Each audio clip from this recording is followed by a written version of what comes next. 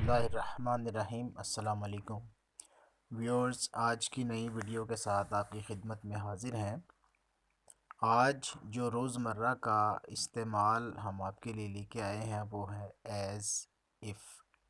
اردو میں اس کا ترجمہ ہے گویا کہ، مبادہ، جیسے کہ۔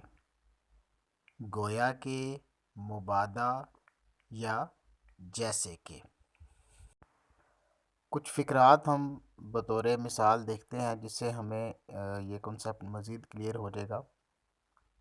نمبر 1 پہ ہے، وہ ایسے چیخ رہا تھا گویا کہ پاگل ہو۔ وہ اس سے اس طرح مل رہا تھا جیسے اسے جانتا ہو۔ تم تو مجھ سے ایسے بات کر رہے ہو، مبادہ میں تمہارا نوکر ہوں۔ ان تینوں فقرات میں اگر آپ غور کریں تو گویا کہ، جیسے یا مبادہ کا ذکر آیا ہے۔ ایک دفعہ پھر ان فقرات کو دیکھیے۔ وہ ایسے چیخ رہا تھا گویا کہ پاگل ہو، وہ اس سے اس طرح مل رہا تھا جیسے اسے جانتا ہو۔ تم تو مجھ سے ایسے بات کر رہے ہو، مبادہ میں تمہارا نوکر ہوں۔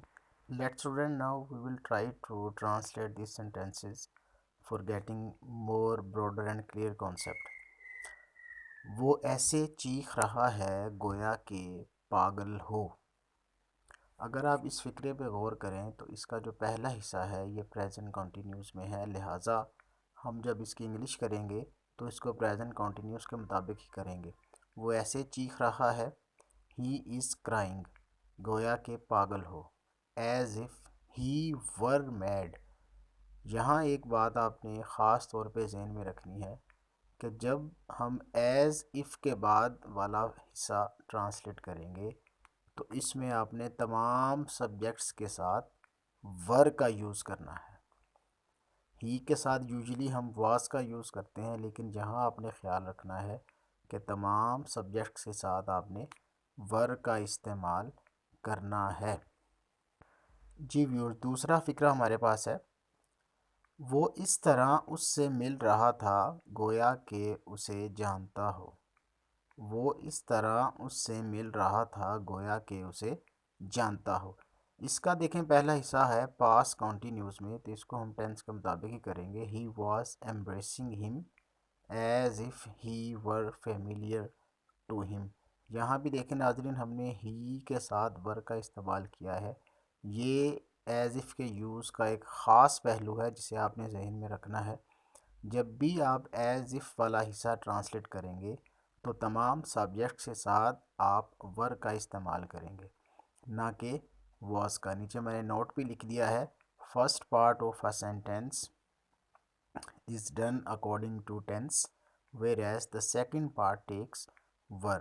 سیکنڈ پارٹ میں آپ نے تمام سبجیکٹس کے ساتھ ور استعمال کرنا۔ Let's see another example, تم تو مجھ سے ایسے بات کرتے ہو جیسے میں تمہارا نوکر ہوں۔ اس کا جو پہلا حصہ ہے اس سینٹینس کا وہ ہے پریزنٹ انڈیفینٹ میں۔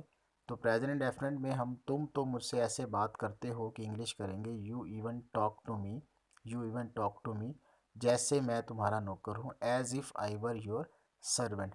Again definitely all of you have noticed that I have used were with the subject I۔ تو ایز اف کا حصہ آپ جب بھی ٹرانسلیٹ کریں گے اس میں آپ نے تمام سبجیکٹس کے ساتھ ور کا استعمال کرنا ہے۔ میں نے تمام ایگزامپل میں یہ نوٹ خاص طور پہ نیچے مینشن کیا ہے، first part of a sentence is done according to tense whereas the second part of sentence takes were. All subjects will take were in the second part of the sentence with as if. G, at the end I have mentioned some example for practice because practice always necessary to make you perfect. These are 4 examples. وہ ایسے گا رہا تھا گویا کہ گلوکار ہو، تم تو ایسے کھیلتے ہو گویا کھلاڑی ہو، وہ ایسے لڑا گویا کہ پہلوان ہو، تم تو ایسے کھا رہے ہو گویا کہ بہت بھوکے ہو۔ Viewers, if you face any type of problem, you can ask me in comments. I always reply the comments.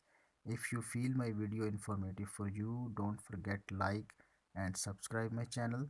Thank you very much. Goodbye.